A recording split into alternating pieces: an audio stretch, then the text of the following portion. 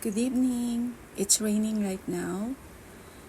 Tonight's story is about the things we never said, the apologies we rehearsed, the questions that remained unanswered, the love we kept hidden, and the goodbyes that arrived before we were ready. So settle into your bed, allow your shoulders to relax, take a slow breath, and if there are words inside your heart that you've been carrying for far too long, perhaps tonight you can simply listen. Tonight, we travel to a small town wherein rain often visited quietly after sunset. And in a modest house near the end of Willow Street lived a woman named Amelia.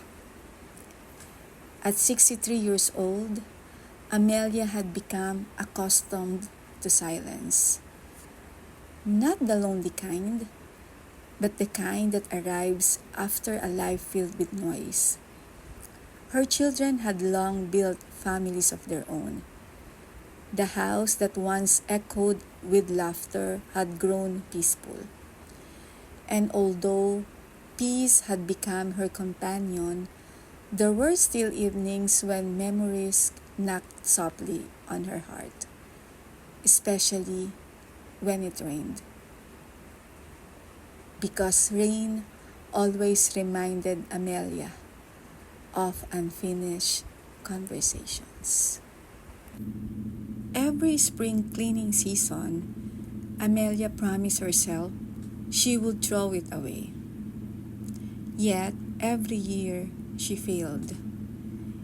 Hidden beneath her bed was a small wooden box. Inside it were dozens of letters, some old, some faded, some yellowed by time, and none of them had ever been sent. There was a letter to her father, a letter to her mother, a letter to her first love, even a letter to herself.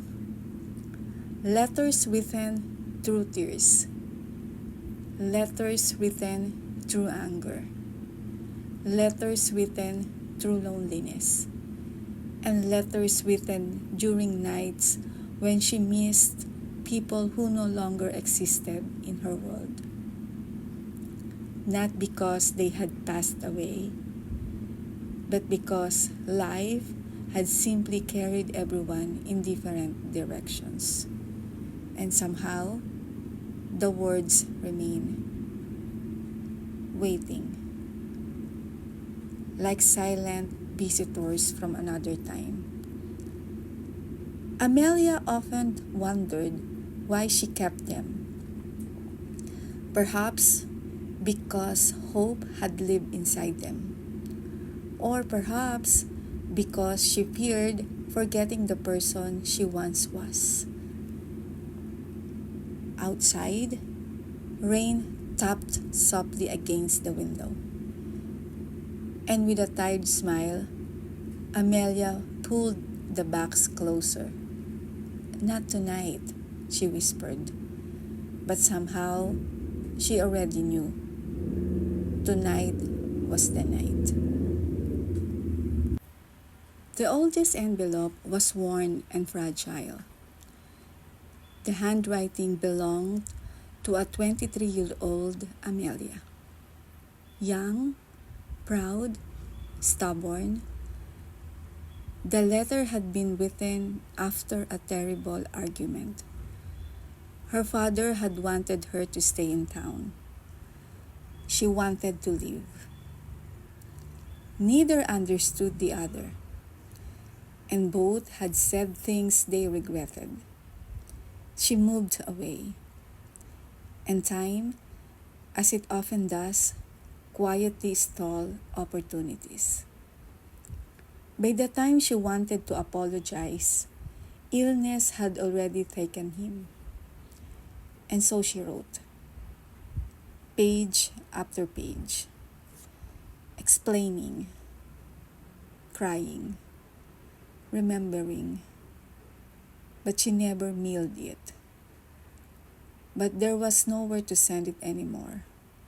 Still, she kept writing. Because writing made her feel close to him. And maybe somehow, Father still listen, even when they are gone. Amelia smiled through tears. I hope you knew I loved you, she whispered. The rain outside continued gently, and somewhere inside her heart, she felt forgiven. The next envelope was different. It was tied with a faded blue ribbon. Amelia smiled softly. Even after all these years, she remembered the young man named Daniel, her first love. They had been young enough to believe love could solve everything, young enough to think forever was guaranteed. Daniel had loved music. He often sang while walking beside her. And Amelia remembered laughing because he never sang perfectly. But she had loved listening to him anyway. Life, however, had different plans. Dreams led them to different cities, different jobs, different responsibilities. And slowly, distance became stronger than promises. There had been no arguments, no betrayal, no bitterness, only silence. The kind of silence that slowly grows between people who still care but no longer know how to reach each other. Years later, Amelia wrote him a letter. Not because she wanted him back, but because she wanted to thank him. Thank you for loving me when we were young. Thank you for teaching me how beautiful first love can be. Thank you for giving me memories that still make me smile. She never sent it. Not because she feared rejection, but because gratitude does not always need an address. And somewhere in the world, she hoped he had found happiness.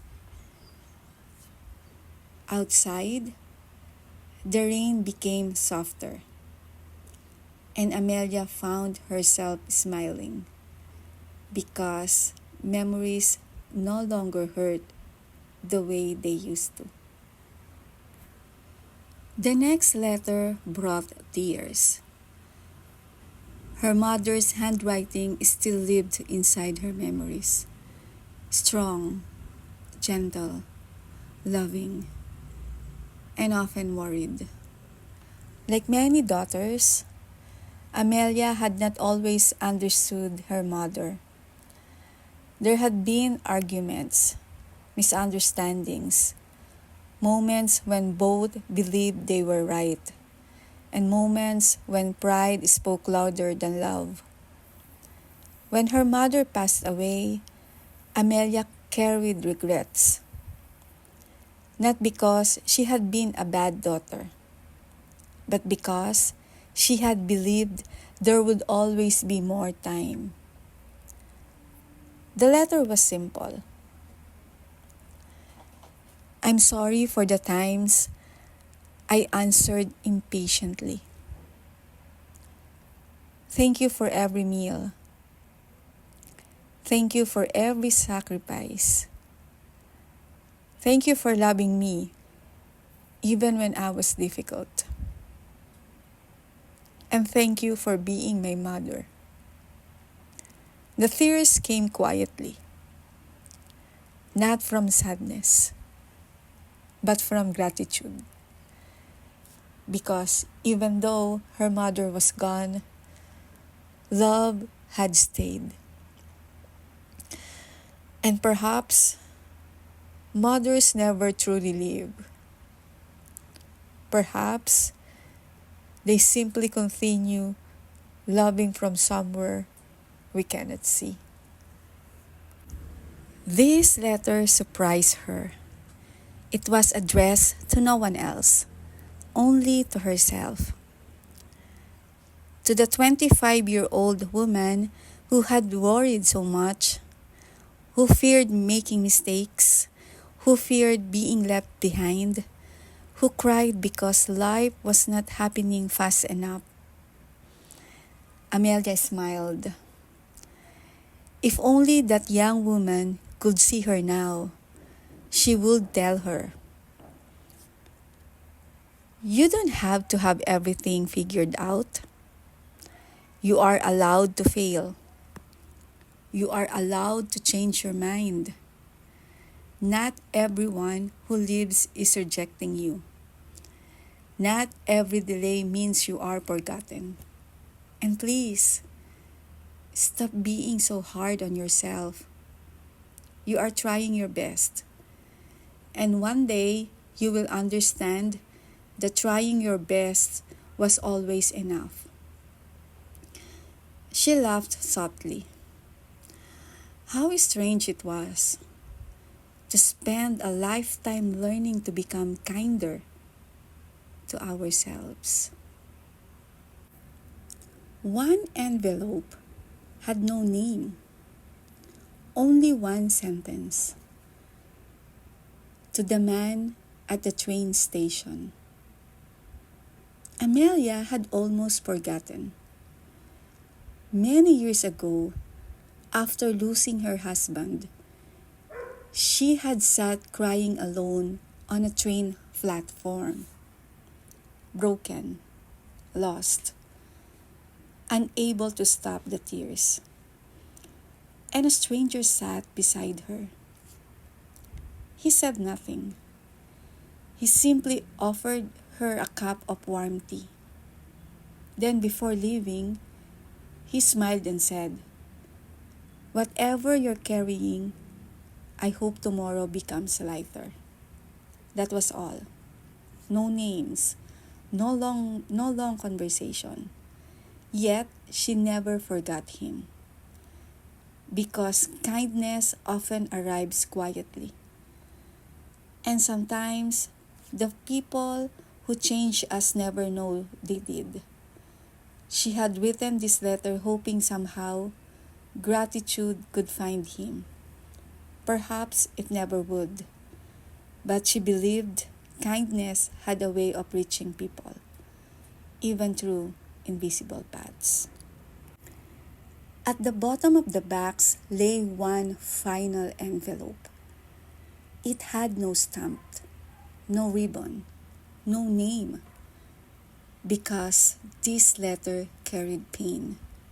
Years of pain, unanswered questions, loneliness, disappointments, the dreams that had never happened, everything she had once blamed herself for.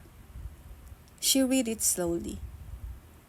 And when she finished, she realized something.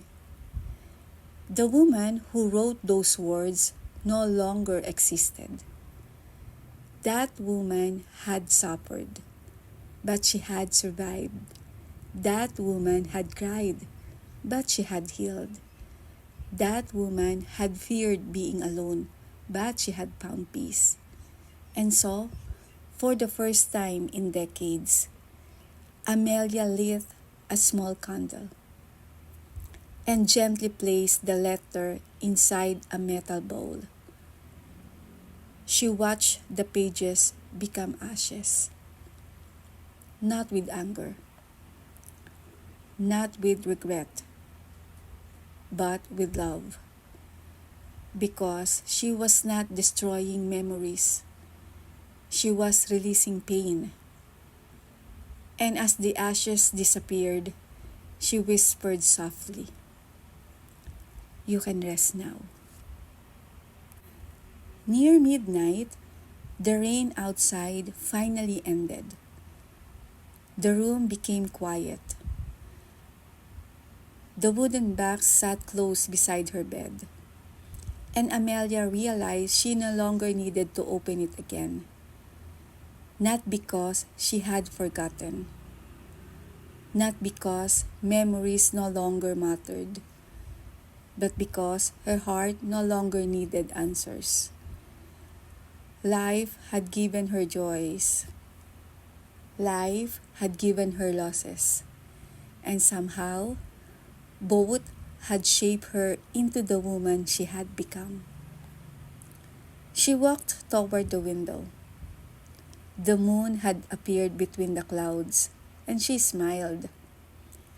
Perhaps forgiveness was never about forgetting. Perhaps forgiveness was simply deciding that pain had carried enough weight for long enough. And perhaps peace wasn't something we found. Perhaps peace was something we allowed. Some words are never spoken. Some letters are never mailed. Some apologies never receive answers. And some people remain in our hearts long after they have gone. But maybe love doesn't always ask for closure. Maybe love simply asks to be remembered kindly. And as the stars quietly watch over the sleeping town, Amelia turned off the lamp, climbed into bed, and rested her tired heart. Not because she had gone forgotten, not because she had stopped loving, but because she had finally learned that not every chapter needs another page. Some stories are completely exactly as they are, and with gratitude in her heart and peace beside her pillow. She closed her eyes and allowed herself to sleep. Good night, and may the words you've been carrying for far too long find peace tonight.